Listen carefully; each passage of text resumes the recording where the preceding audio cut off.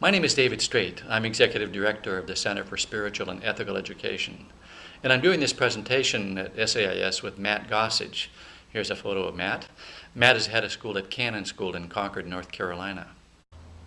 So our topic is 21st century education, flaws, fixes, and further thoughts about that. And what we want to do is address 3 flaws and 3 or 4 fixes in this topic.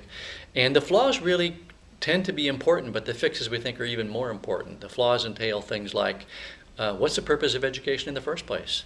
Do we need to know what the purpose of education is? And lots of educators we've spoken with have trouble giving a good, clear answer that's satisfactory to them, even sometimes, about what is the purpose of education. But one question we have to ask is the purpose of education in the 21st century, which we're looking at as something so different from the 19th and the 20th, is the purpose of education exactly the same as it was? And we're going to suggest an answer to that.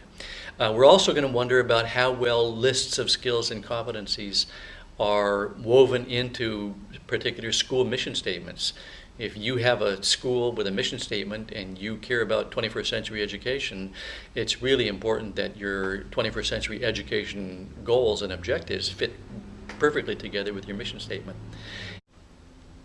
And the third thing entails what's on those lists. One of our observations is that the word ethics rarely appears on lists of 21st century skills and competencies.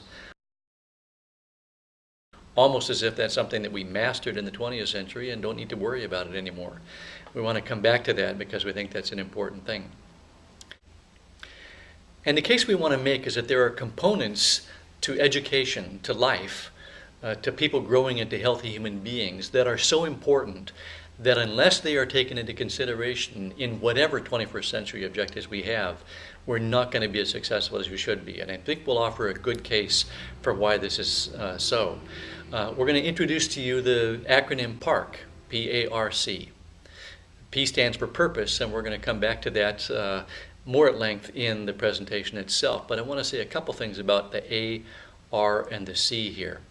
Carefully studied for about the last 40 years. A stands for autonomy. Autonomy meaning that we have to feel like, and our students have to feel like, they have a certain amount of say about their lives, a certain amount of control over their lives. And if we don't have a certain amount of say or a certain amount of control, we usually don't care about doing our best work. The R has to do with relatedness, with the kind of relationships we build. Now, most independent schools talk a lot about the kind of relationships that they have, and they have good relationships, good student-student relationships, good student-teacher relationships. But the R has also to do with the kinds of relationship-building skills that we're teaching kids.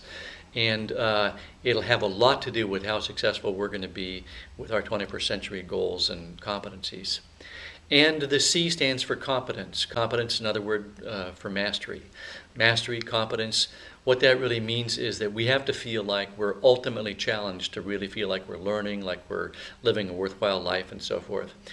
These ARC concepts, as I said, have been studied for about 40 years now, and we know that you don't get anywhere in the field of creativity, an important 21st century skill, entrepreneurship, which comes up a lot in 21st century skills, in collaborative ventures, which comes up on all the lists of 21st century skills and competencies.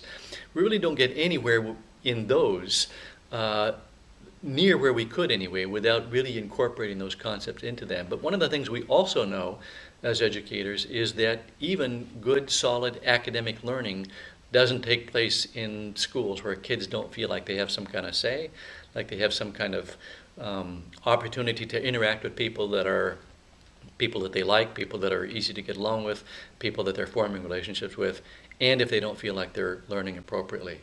So we'll give some examples of that in the context of this presentation, and we'll give examples of how all of those things fit together and how they entail work in collaborative learning, in entrepreneurship, in creativity.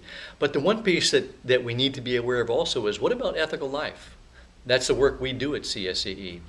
Ethical life, for any school that cares about character education, any school that says anything about the quality of citizens or character that they want to instill in people, we also know that this PARC acronym has lots and lots to do with the success of character education programs. And we'll be able to show you that in 2 or 3 different ways. We think it's an airtight case. It's really an important case that doesn't get brought up as often as it should be. It's important for educators to be aware of this, and we hope that you'll be with us in our presentation on 21st century education, flaws, fixes, and further thoughts.